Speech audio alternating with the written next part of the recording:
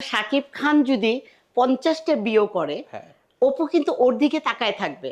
ও কিন্তু পথ চেয়ে আছে, অপুর দিকে পথ তাকায় আছে যে সে ঘরে ফিরে আসবে। জি হ্যাঁ, এতটা ভালোবাসে। কিন্তু আমি জানি শাকিব খান এটা করবে না, আমার মনে হচ্ছে না।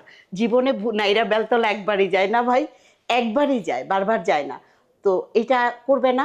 এটা হচ্ছে গুজব উঠাইছে মানুষে, আমার কাছে মনে হচ্ছে এই ভুলটা মনে হয় শাকিব খান করবে না। এত কথা দিয়েছি 5টা গরু, আরে ভাই 10টা গরু খাওয়াইলে কি হবে?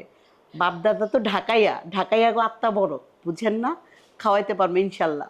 তো কাজল আপু আপনি বলছেন যে 10টা গরুর জায়গায় যদি আরো গরু প্রয়োজন হয় আপনি হ্যাঁ, তাও খাওয়াবেন হ্যাঁ, গরিব অসহায়দের, হ্যাঁ, তবুও সাকিব অপু এক হয়ে যায়। এক হয়ে যায়। কেন শাকিব খান যদি 50টা বিয়ে করে, হ্যাঁ অপু কিন্তু ওর দিকে তাকায় থাকবে।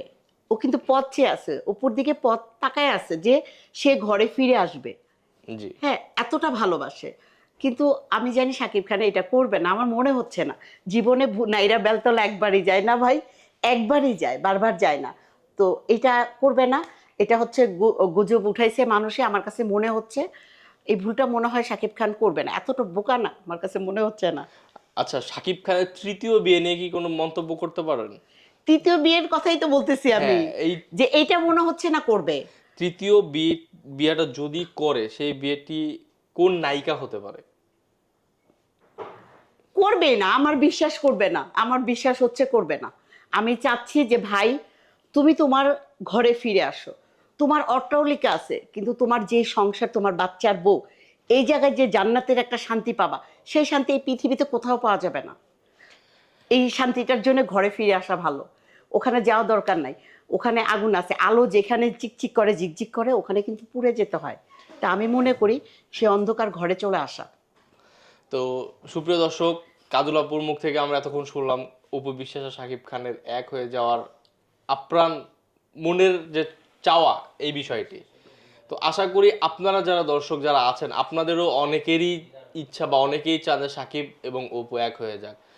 আপনারা আপনাদের মতামত অবশ্যই আমাদের কমেন্ট করে জানাবেন এবং আমাকে কাজল আপুকে অনেক অনেক বেশি হ্যাঁ, ভালোবাসবেন যাতে আমরা নেক্সট টাইম আরো অনেক টপিক নিয়ে অনেকগুলো ইন্টারভিউ আপনাদের আর সামনে নিয়ে আসতে আমি পারি। আমি যদি কোনো ভুল বলে থাকি, দর্শক ভাইরা বোনেরা, ভুল বলে থাকি আমাকে ক্ষমা দৃষ্টিতে দেখবেন।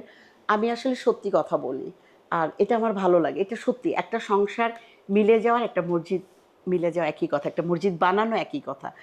তো এটা সবাই দোয়া করবেন যেন এরা মিলে যায়, বাচ্চাটার দিকে তাকায়। আপনারা দোয়া করবেন, আমাকে বকা দেন আর যাই দেন, কিন্তু দোয়া করবেন ঠিক শাকিব আছে। খানের জন্য, আমার জন্য না, শাকিব খানের জন্য। আর আমি যেটা কথা দিয়েছি 5টা গরু, আরে ভাই 10টা গরু খাওয়াইলে কি হবে? বাপদাদা তো ঢাকাইয়া, ঢাকাইয়া গো আত্মা বড়, বুঝেন না? খাওয়াইতে পারবে ইনশাল্লাহ। ইনশাআল্লাহ। তো কাজল বাবু ভালো থাকবেন এবং সবাই ভালো থাকবেন, সুস্থ থাকবেন, সুন্দর থাকবেন, হাসি খুশি থাকবেন, এই শুভকামনায় বিদায় নিচ্ছি। আল্লাহ হাফেজ।